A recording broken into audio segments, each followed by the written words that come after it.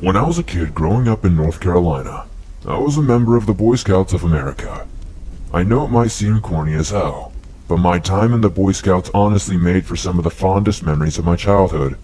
And as much as my friends these days like to make jokes about the deviant proclivities of my former scoutmasters, nothing remotely weird or unsavory ever happened to me with any of them.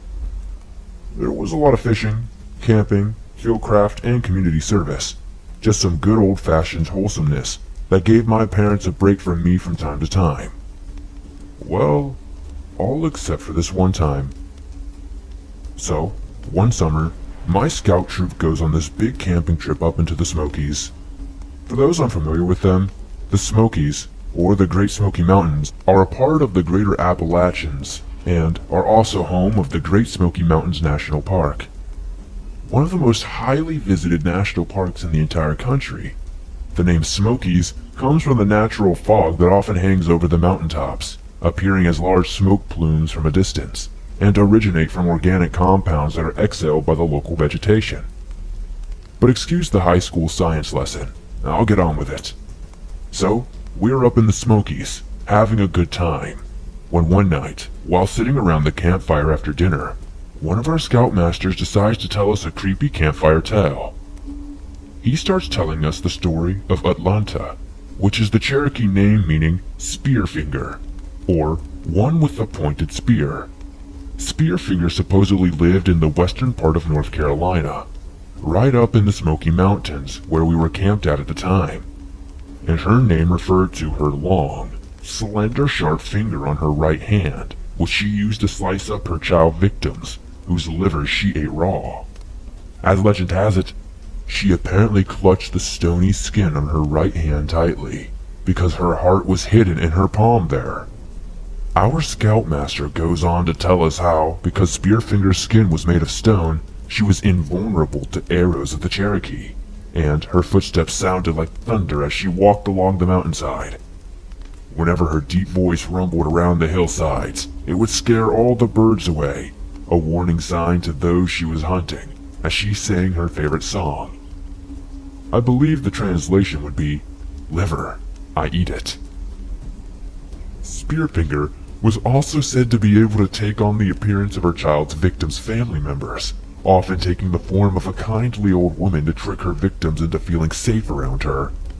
She would then lull the child to sleep, running her fingers through their hair to calm them before stabbing her pointed finger through the back of their neck, or through the heart. She would then tear out the livers of her victims before feasting on them, leaving her mouth ringed with fresh blood. By the time our scoutmaster had finished telling us the story, we are all completely and utterly terrified, and only managed to stop freaking out once he had gotten out his old guitar and sang us a few songs.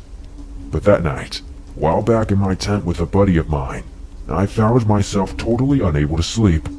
I kept imagining that, if I did, Spearfinger would come and rip open the tent, and stab me in the heart with her long, sharp stony finger, all before tearing out my liver and eating it. Then, right as I was about to drift off to sleep, a bright light lit up one side of our tent. I was completely frozen in fear for a moment, whispering to my buddy to wake up, but I was totally unable to rouse him. I carried on staring at the side of the tent, wondering where the hell the bright light was coming from, as it seemed way too intense to be coming from somebody's flashlight. And then, I just let out a whimper of fear when I heard a hissing sound. I saw a shadow passing over the fabric of our tent. I called out to them, asking who was there, but no one said a freaking thing. There was just another faint hissing sound as the figure seemed to creep closer and closer to our tent. Then, I saw the figure raise a hand, and I almost choked in terror when I saw a single, long pointed finger, and a hissing voice whispering something that I can only guess was in Cherokee. I screamed, ripping my way through the front flap of my tent and running around the campsite screaming, "It's Spearfinger! It's Spearfinger! She's coming to eat my liver!" I expected the rest of the camp to start screaming too, to burst out of their tents in terror, or to maybe just stay inside them in hopes that Spearfinger might pass them over. And do not get me wrong, there were a couple of cries of fear that accompanied my own, but the sound that made me slow to a stop and my peers around in confusion, was the sound of laughter. When I looked, I saw another one of the scouts, this kid named Devin. He was just about bent double in hysterics, with a long, slender twig tied to one finger. I must have been boiling with rage at the time, but Devin just thought that was extra funny, waving the long wooden twig at me and making that same hissing sound again before bursting into laughter. I swear that was probably the most scared and embarrassed I had ever been during my entire childhood, and all because that little D-bag Devin decided to pull a prank on me. Ever since then, I have been unable to hear the word Smoky Mountains without remembering that Boy Scout camping trip, even if it does make me kinda smile these days. But what does not make me smile is seeing liver in the deli section of a grocery store, because all I think about is the idea of Spearfinger hushing a child to sleep, stroking their hair, singing them a little lullaby with the voice of their grandma or favorite aunt, all before ripping out their liver and feasting on it, with her stony, skinned lips ringed with dark, fresh blood.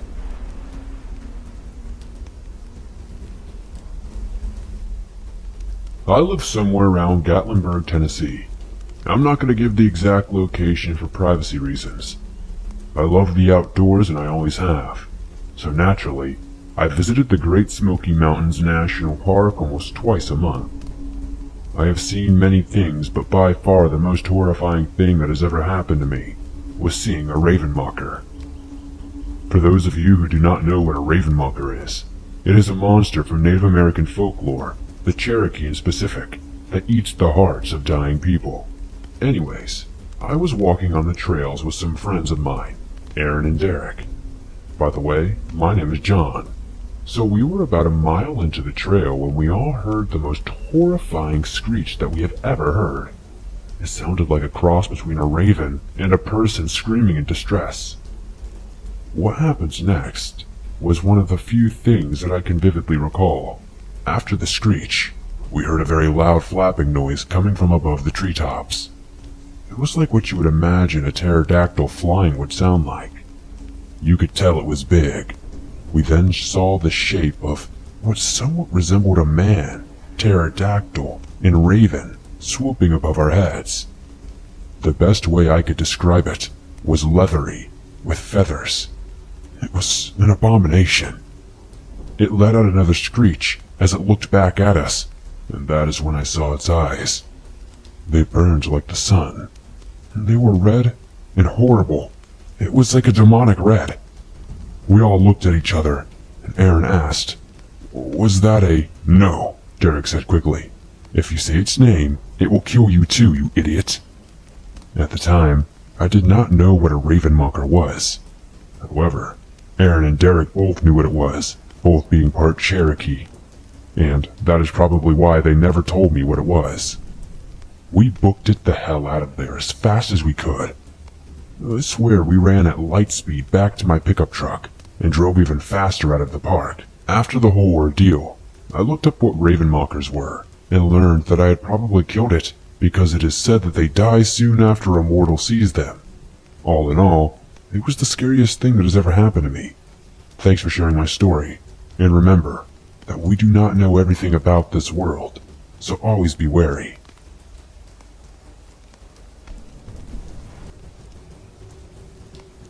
My father, mother, and I would make frequent trips to the Smoky Mountains and stay in the cabins they have near Pigeon Forge. However, this trip still haunts me to this day. About 8 years ago, we stayed in this cabin that had an alarm system. It was already dark outside when we reached the cabin and got settled in. We set the alarm and thought we should watch a movie together. While we were watching the movie, the security alarm went off. The alarm only was to go off if the door was opened. We checked the cabin, top to bottom, and find nothing out of the ordinary. The next morning, we called the company that rented the cabin to us to have them check out the alarm system. Someone came and checked out the system and said that he has been called out to this cabin multiple times within the past month with the same problem. Since it is only the first day at the cabin, I am already feeling just a bit creeped out. I noticed that there is a book on the table that guests can sign and talk about how much they love the cabin. As I was reading more and more stories, I noticed that many of them mentioned feeling unsafe, and some even mentioned that they found wet footprints on the deck where the hot tub is. I told my family about these stories, and they told me they are just trying to tell scary stories to get other guests spooked. I agree with her and go out about our day. That same night, though, we go to bed like normal. My father slept in the basement of the cabin. I slept on the main floor beside the kitchen, and my mother slept on the top floor. My dad snores so loud that we all sleep far away from each other, including my mom. It was about 2 a.m. in the morning when I am woken up by the fridge door closing. I looked at the bright light coming from the fridge that was pouring into my room from the crack underneath my closed bedroom door. I noticed that the light would come and go as the fridge door seemed to continue to open and close. I assumed it was one of my parents leaning on the fridge door trying to decide what they wanted to eat for a late-night snack. However, I felt weird and did not even consider getting out of bed to join them. The fridge light disappeared slowly, and I heard footsteps walk away from my bedroom and head in the direction of the steps to go up to my mom's room. The footsteps seemed to stop for a second, and then start to trip up the stairs, if that makes sense. Suddenly, they stopped. I assumed that it was my mother and she made it to her room, so I fell back asleep. The next morning I wake up and go directly to my mom and ask what she decided to eat last night. She looked at me and asked, "What?" I told her that I thought she was at the fridge last night opening and closing the fridge because I heard her go back upstairs after a while around 2 a.m. She looked at me and said, "I thought that was you." At this time of my life I was known to sleepwalk every now and then. "I saw you standing at the top of the stairs last night around that time. I assumed you were just sleepwalking because you looked at me and went back downstairs." So at this point, I start to freak out and become sick to my stomach. For the rest of the trip I slept with my mother on the top floor. I did not experience anything else the rest of the trip and never went anywhere alone. A couple of months go by after our trip when my dad tells me he was looking to rent another cabin for a trip. We went to go look at the cabin that we rented last time and found out the cabin had been closed and is no longer available. Out of curiosity, he did some research to find out that many guests experienced something in that cabin. The complaints range from feeling unsafe to people thinking someone was in their cabin that should not have been, to people leaving before their vacation was over. I'm not sure what my mother and I had experienced that night at the cabin, but I now know we are not the only ones that went through that.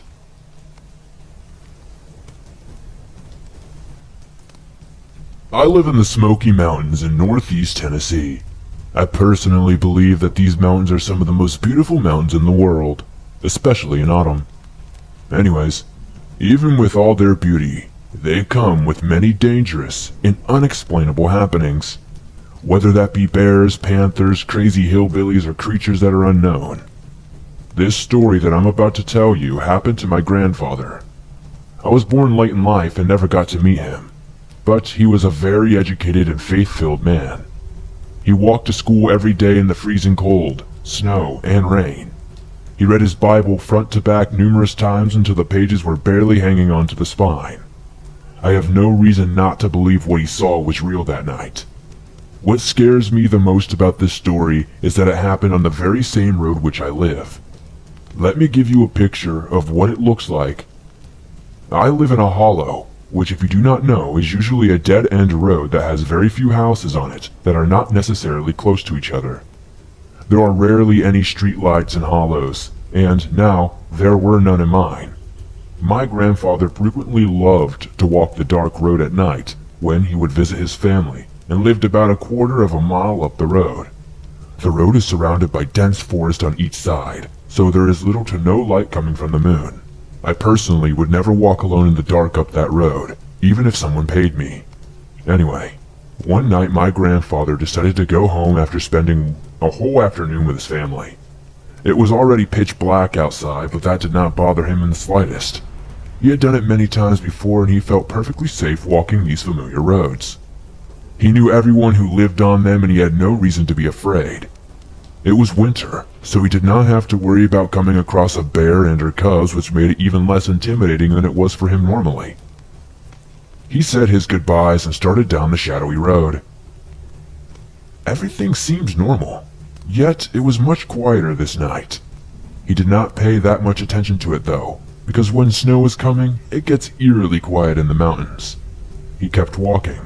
his hands in his coat pockets and his eyes glued at his feet.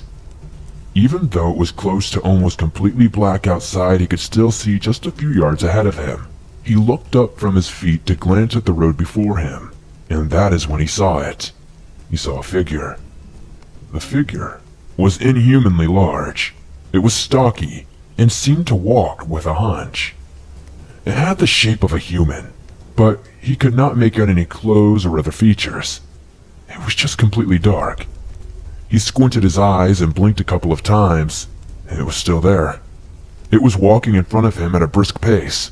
It did not make a sound when it walked, and this sent chills up his spine. He decided to stop and let it walk on down the road until it was out of sight. But when he stopped, it stopped. He felt his heart begin to pound and fear rushed through him. What was this? Why didn't he see it walking when he left his family's house? How long had it been in front of him? After standing and waiting to see if this figure would move, my grandfather decided to slowly walk to see if it would move on. And sure enough, it did. It moved slowly and carefully, just as my grandfather was. Terror filled his body as he slowly trekked down the road. He was roughly about 200 feet from his house, which was a relief but also terrified him because of the thought of it following him in. He stopped again, to see if maybe this thing would just keep going this time. It stopped again. How did this thing know that he was stopping? Why did it stop with him? My grandfather decided to walk faster. Maybe if he could run, it would get spooked and run off. He gathered up his courage and began to walk at a brisk pace. The figure seemed to glide effortlessly at an even faster speed. This scared my grandfather so much that he slowed down to a walk. What would normally take about 30 seconds to walk took 5 minutes. The figure walked as slow as my grandfather did this entire time. Just as my grandfather got to his house, his eyes was still locked on the figure. It turned. It turned and glided up a small bridge across the road towards one of his neighbor's house.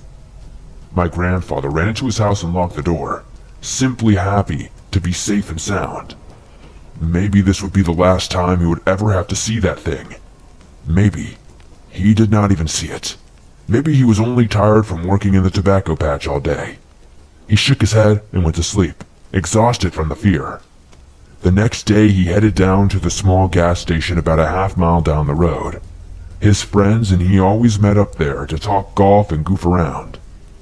That morning, when he walked in, his friends were unusually quiet and had concerned looks on their faces.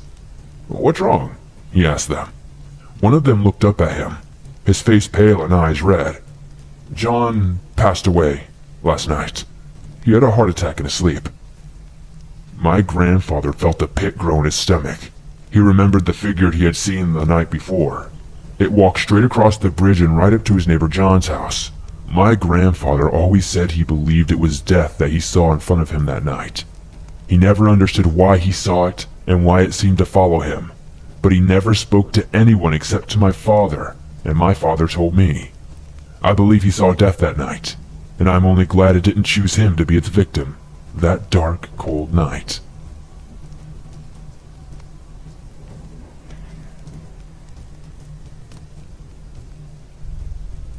I used to lead an outdoors club, and one of the trips I would always take people on was the Smoky Mountains in mid-October.